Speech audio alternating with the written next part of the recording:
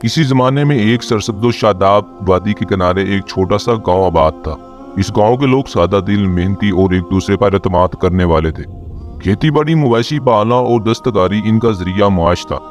इसी गांव में एक लोहार रहता था जिसका नाम करीम लोहार था। करीम अपने फन में बहुत मशहूर था। इसके बनाए हुए हल, दरांती, तलवारें और दीगर औजार मजबूत और दीदा जेब होते थे। दूर दराज के गांव से लोग इसके पास काम करवाने आते थे। शुरू में करीम वाकई मेहनती और ईमानदार था, मगर वक्त के साथ साथ इसके दिल में लालच ने जगह बनानी शुरू कर दी।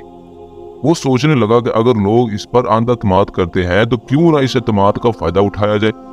यही सोच आस्ता आस्ता इसे एक धोखेबाज लोहार बना गई। करीम ने पहला धोखा ये दिया कि वो लोहे में मिलावट करने लगा। खालिस लोहे की जगह वो कमजोर धातें शामिल करता, मगर कीमत खालिस लोहे की लेता। बाहर से औजार चमकदार और मजबूत नजर आते, मगर कुछ ही दिनों में टूट जाते। जब गाहक शिकायत कर तो वो अपने पे ना लेता, कभी कहता कि इस्तेमाल गलत था, कभी मौसम को कसूरवार ठहराता। गांव के लोग सादा थे, इसकी बातों में आ जाते। इन्हें लगता कि करीम तजर्बाकार है, झूठ क्यों बोलेगा। इसी तरह वो बार बार धोखा खाते रहे। करीम की दौलत बढ़ती गई। इसने बड़ा सा मकान बना लिया, नए कपड़े पहनने लगा और खुद के गांव का सबसे बड़ा आदमी समझने लगा। करीम का एक शागिर्द भी था जिसका नाम सलीम था। सलीम गरीब मगर नहायत ईमानदार लड़का था। वो उस्ताद के हर काम को गौर से देखता। इसे अंदाजा हो गया था कि करीम लोहे में मिलावट करता है और लोगों को धोखा देता है। सलीम का दिल इस हरकत पर करहाता, मगर वो उस्ताद होने के नाते कुछ कह ना पाता। एक दिन सलीम ने हिम्मत करके कहा, उस्ताद जी, अगर हम खालिस लोहा इस्तेमाल करें तो अल्लाह बरकत देगा।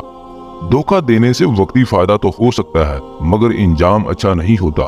करीम ये सुनकर हंस पड़ा और बोला, बेवकूफ, दुनिया ईमानदारी से नहीं अकल से चलती है। जो मौका मिले फायदा उठाओ। सलीम खामोश हो गया, मगर इसके दिल में ये बात बैठ गई कि एक दिन करीम को अपने किए का इंजाम जरूर भुगतना पड़ेगा। कुछ अरसे बाद गांव के करीब के इलाके में एक बादशाह का काफिला आया। बादशाह को अपनी फौज के लिए तलवारें और जरी ही बनवानी थी। किसी ने करीम लोहार की तारीफ कर दी। बादशाह ने इसे दरबार में बुलाया और हुक्म दिया कि वो बेहतरीन और मजबूत तलवारें तैयार करे।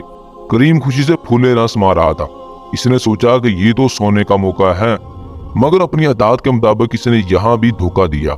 इसने कमजोर लोहे में चमकदार पालिश करके तलवार बना दी। बाजार वो नहायत शानदार लगती थी। बादशाह ने बगैर जांच की बड़ी रकम अदा कर दी। चंद ही महीनों में एक जंग छिड़ गई। जंग के मैदान में जब सिपाहियों ने तलवारें चलाई तो वो एक एक करके टूटने लगी। फौज को भारी नुकसान उठाना पड़ा। बादशाह को जब हकीकत मालूम हुई तो इसे शदीद गुस्सा आया। फौरन तहकीक का हुक्म दिया गया।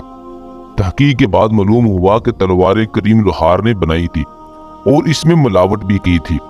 सिपाही करीम को गिरफ्तार करके दरबार में ले आए। बादशाह ने गुस्से में पूछा, क्या तुम जानते हो तुम्हारी धोखेबाजी की वजह से कितने सिपाही मारे गए? करीम के चेहरे का रंग उड़ चुका था। वो कांपने हुए बोला, जापना, मुझसे बड़ी गलती हो गई, मुझे माफ कर दे। बादशाह ने सख्त लहजे में कहा, धोखेबाज के लिए मेरी सल्तनत में कोई जगह नहीं। करीम को सख्त सजा दी गई। इसकी सारी दौलत जब्त कर ली गई और इसे गांव बदर कर दिया गया। वो जो कल तक लोगों को धोखा देकर ऐशो इशरत की जिंदगी गुजार रहा था, आज दर दर की ठोकरें खाने लगा। दूसरी तरफ सलीम ने सच्चाई और ईमानदारी का रास्ता ना छोड़ा। गांव वालों ने इसकी मेहनत और दयानत देखकर इसे लोहार का काम सौंप दिया।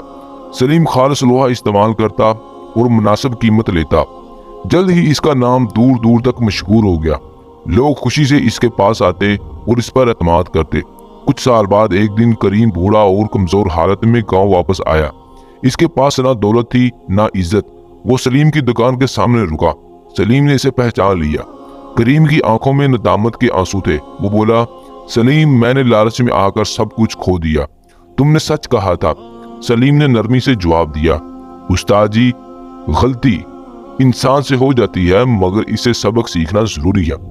ये कहानी हमें यह सबक देती है कि धोखा और फरेब वक्ती फायदा तो दे सकते हैं, मगर आखिरकार इंसान को रसवाई और नुकसान ही उठाना पड़ता है, जबकि ईमानदारी और मेहनत हमेशा कामयाबी का रास्ता दिखाती है।